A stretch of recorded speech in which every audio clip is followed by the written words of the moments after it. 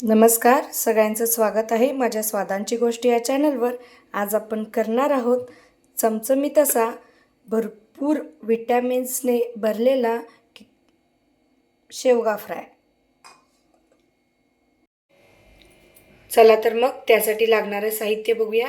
या ठिकाणी मी शेवगा वाफवून घेतलेले आहेत, 2 उभे कांदे चिरून घेतलेले आहेत, 1 टोमॅटो आणि आता आपल्याला फोडणीसाठी लागणार आहे 2 मोठे चमचे तेल, मोहरी, जिरे, तीळ, आले लसूण मी ठेचून घेतलं आहे, कढीपत्त्याची 5-6 पानं, चिमूटभर हिंगपूड, 1 चमचा धने जिरे पूड, मीठ चवीनुसार, तिखट 1.5 चमचा, 1 छोटा चमचा गरम मसाला, 1 छोटा चमचा हळद पूड, 2 मोठे चमचे खोबरं, 2 चमचे भाजलेल्या शेंगदाण्याची पूड किंवा शेंगदाण्याचा कूट आणि चिरलेली कोथिंबीर.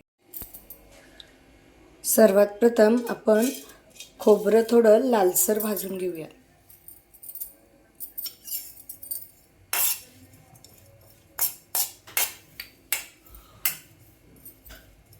खोबरं आता आपलं भाजलेलं आहे. आपण आता याला मिक्सरच्या भांड्यात काढून घेऊया. कढईमध्ये थोडंसं तेल घालून त्यामध्ये कांदा पण आपल्याला लालसर असा भाजून घ्यायचा आहे. कांदा आपला आता परतून झाला आहे. कांदा आणि खोबरं हे दोन्ही मिश्रण आपण आता थोडंसं पाणी घालून मिक्सरच्या भांड्यामध्ये वाटून घेऊया. त्याच कढईमध्ये आपण आता भाजी फोडणी घालून घेऊया. सगळ्यात प्रथम घालून घेऊयात तेल 1 चमचा. तेल आपलं गरम झालं आहे. आता आपण घालून घेऊयात मोहरी,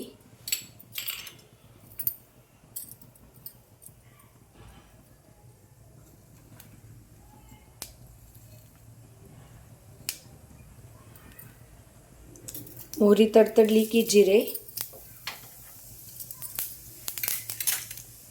थोडेसे तीळ,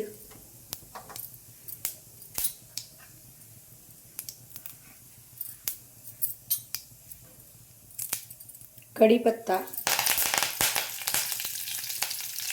ठेचलेलं आलं लसूण,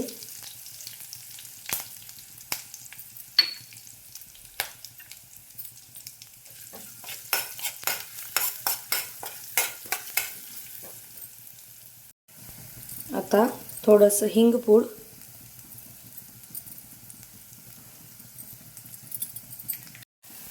आता आपण यामध्ये भाजलेला कांदा आणि खोबऱ्याची जी पेस्ट केली आहे ती घालून घेऊया.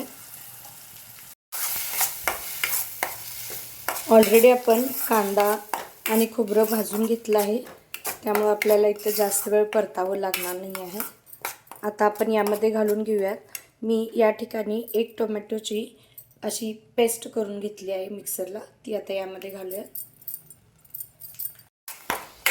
हे मिश्रण जरा आपण आता तेल सुटेपर्यंत भाजून घेऊया.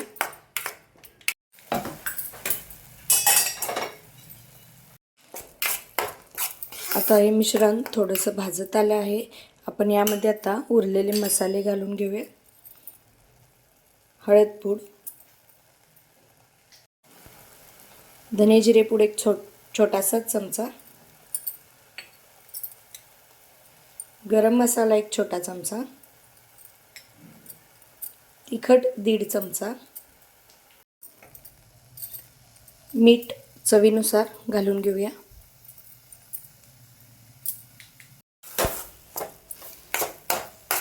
मिश्रणाला आता तेल सुटलं आहे. आपण यामध्ये आता शेवगा घालून घेऊया आणि मी या ठिकाणी शेवगा वाफवलेलं म्हणजे शिजवलेलं जे पाणी होतं ते गरम पाणीच ठेवलं आहे. थोडंसं गरम पाणी पण आपण यामध्ये घालून घेऊया. झाकण लावून 1-2 मिनटं आपण याची एक वाफ काढून घेऊया.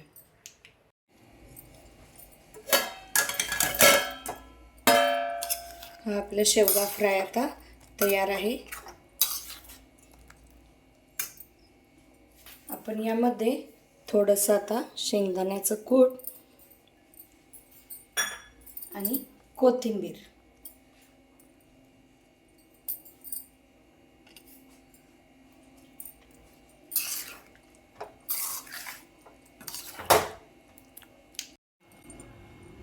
खाण्यासाठी तयार आहे आपला शेवगा फ्राय.